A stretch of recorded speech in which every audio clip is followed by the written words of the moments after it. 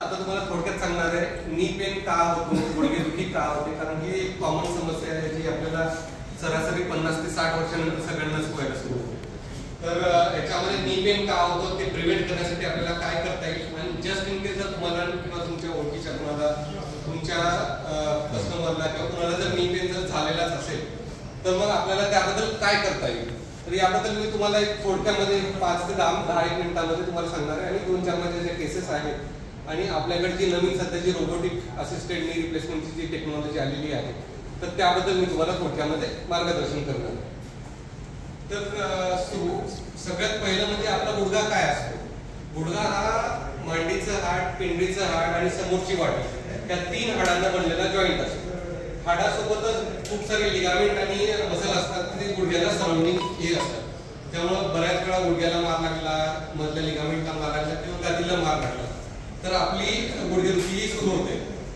तर याचा इम्पॅक्ट काय होतो तर सरासरी एखाद्याला जर गुडघेदुखीचा त्रास सुरू झाला तर नॉर्मली पेशंटची मोबिलिटी रिस्ट्रिक्ट होते, लोक घराबाहेर जाणं टाळतात, लग्न अटेंड करणं टाळतात किंवा म्हातारपणामध्ये लोक घरात बसून हे करतात कारण गुडघेदुखीमुळे बाहेर निघणं मुश्किल झालेलं असतं त्यांचं.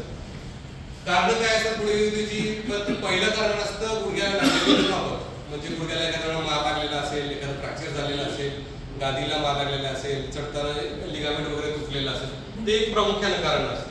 दुसरं म्हणजे यंग पेशंटमध्ये का गुडघेदुखी होते तर त्याचं कारण असतं ओव्हर यूज इंजरीज, खूप जास्त पळणे, धावणे किंवा वजन उचलायची, अवजड उचलण्याची कामं करणे, त्याच्यामुळे यंग पेशंटमध्ये गुडघे खराब होतात.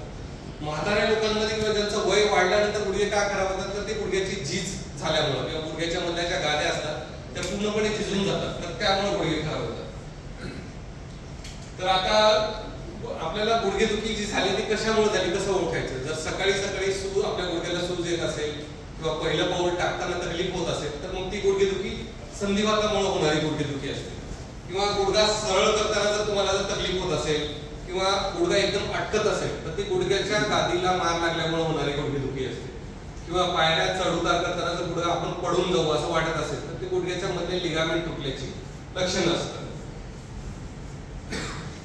त्यासोबतच गुडघ्याची एक्सरे वगैरे कधी करून घ्यायची तर आपलं वय जर 55च्या वरून असेल, गुडघा 90 डिग्रीपेक्षा जर जास्त वाकत नसेल, हात लावल्यावर जर गुडघ्याला दुखत असेल तर आपल्याला आणि चालता येत नसेल तर गुडघ्याची एक्सरे करायची गरज पडते.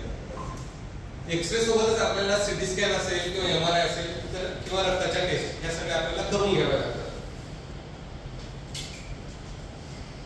गुडघेदुखी थांबवायची तर ती कसं थांबवता येते आपल्याला. पहिली आणि महत्वाची गोष्ट असते ती स्ट्रेंथ ट्रेनिंग म्हणजे व्यायाम. त्यामध्ये कसं असतं की गुडघ्याच्या मांडीच्या समोरच्या भागातल्या मांसपेशी आणि मागच्या भागातल्या मांसपेशी जेवढ्या मजबूत तेवढे तुमचे गुडघे लॉंग टर्म चालतात. जरी गुडघे झिजायला सुरू झाले तरी तुमच्या जर मसल्स मजबूत असतील तर तुम्हाला बाहेरून पट्टा लावायची गरज पडत नाही गुडघ्याला. जर सिंगल बेस्ट एक्सरसाइज जर तुम्हाला सांगायची असेल तर ती असते सायकलिंग.